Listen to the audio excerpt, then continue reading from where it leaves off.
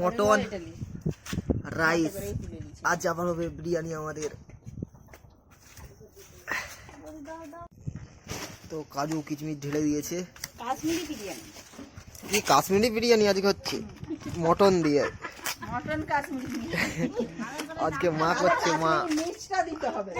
তো সাইজগুলো সেই আছে মটনের। তো হ্যাপি নিউ ইয়ার সবাইকে। এইতে মটন যাচ্ছে, তুলছে। আমিও নিয়ে নিলাম এক বাটি মটন, আর এই রোদে বসে বসে খাবো।